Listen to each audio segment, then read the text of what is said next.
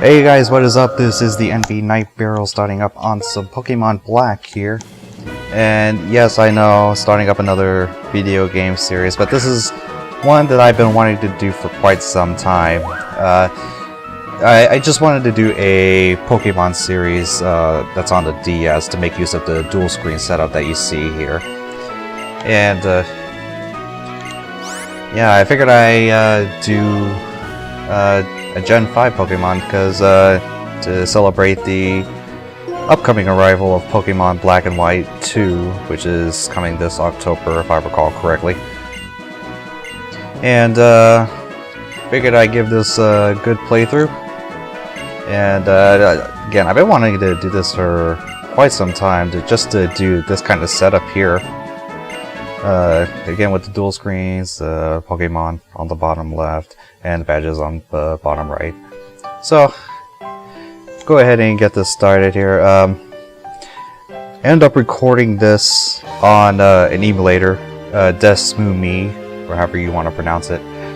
So, and while recording, it tends to slow up at times, which is probably why I'm not recording the voiceover along with the game. So I have to end up recording the game itself and then commentate on it, so to speak. So here we go, start of the game.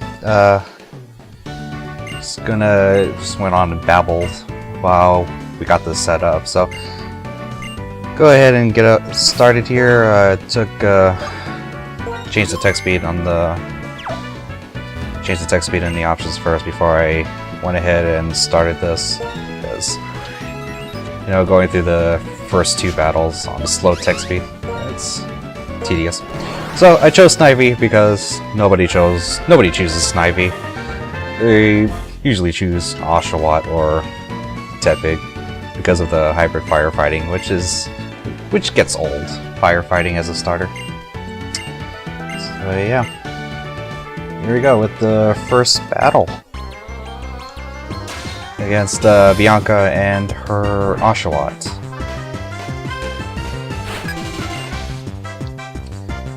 And what we're doing here is just using Tackle all the way. So we get to see how our dual screen setup works. As you can see there, I chose a Tackle using the touchscreen. I'm not going to use the directional and the A button.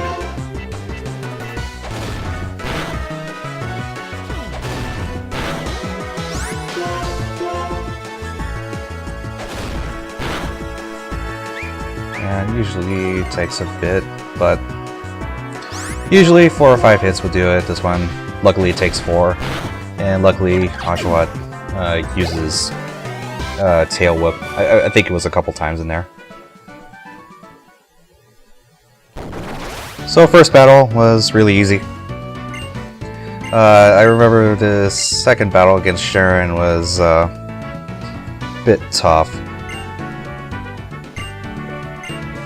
considering that his Tepig has, I believe he has more attack, or Snivy just has a crappy defense. But here we go. As you can see, the room is all messed up, but hey, we're gonna battle anyway. Alright, so second battle.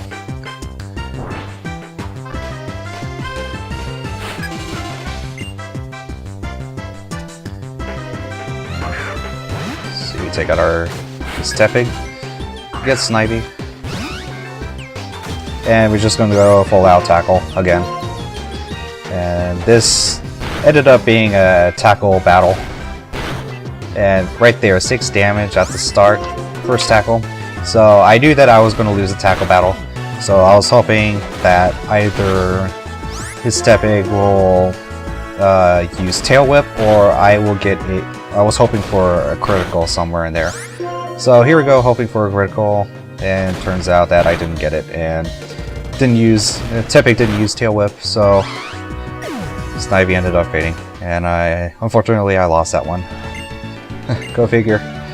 The one time that I do record this, ended up losing one of the battles, which is unfortunate, but what can you do?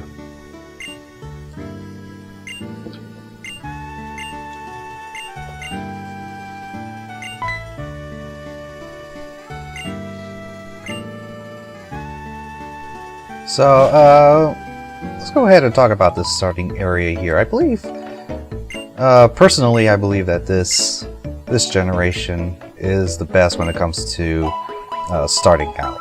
You know, the way that you get your Pokemon is actually believable as a gift from the professor. And then you get your first couple of battles in, right then and there in your room. And take a look at the Snivy here. No particular traits that increase a certain stat faster than the other. It's just flat out. And we do see, so we saw that there was an increase in special defense and speed, which I really don't know about the Snivy evolution line, what their particular stat revolves around. But anyway, you get your first couple battles in right from the start, and go ahead and visit the professor to see what she wants. And obviously she wants you to discover Pokemon, catch them. Gotta catch them all, of course. So we're going to here, meet the professor, do a bit of chatting around.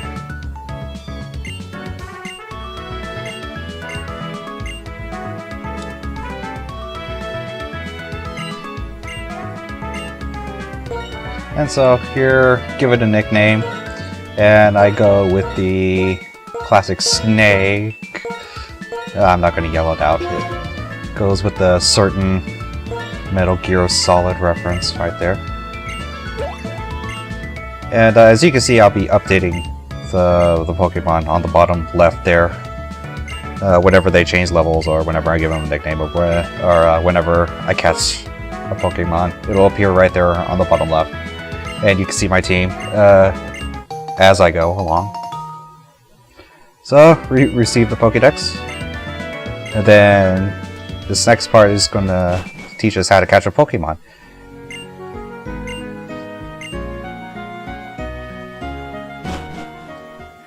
And see, and that's what makes this starting area so great. It's because, you know, the flow is really good. You know, you get your Pokemon, you battle, visit the professor, just teach you how to catch a Pokemon. And a little bit after this, I know I'm going to get ahead of myself here for a bit, but you get to beat the team, quote unquote, you know, like Team Rocket, Team Plasma, Team Aqua, Magma, whatever. You get to see Team... No, it is Team Plasma. I'm thinking of Team Galactic for Gen 4.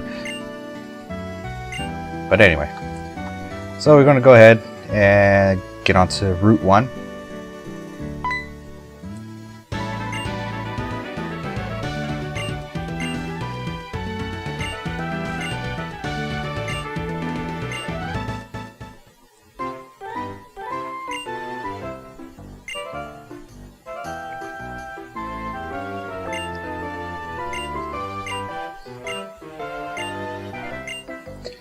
And right here, they actually do a pretty good job at teaching you how to catch a Pokemon if you are new to the game.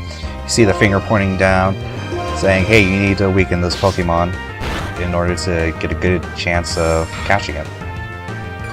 And as soon as you damage it, it's going to show you how to use a Pokeball. Simple, yet very effective. This is actually a really good real case scenario, so to speak, of how catching a Pokemon really works. I mean, you don't have it like, for example, in Generation 1, where the old man just throws a Pokeball at a Weedle and he catches it. I mean, that's not how it really works most of the time. I mean, sure, you can throw a Pokeball at it, and you can throw a Pokeball at it, and if you get lucky, you'll get it in one shot, but in actuality, most of the time it won't work. Unless it's like really low level.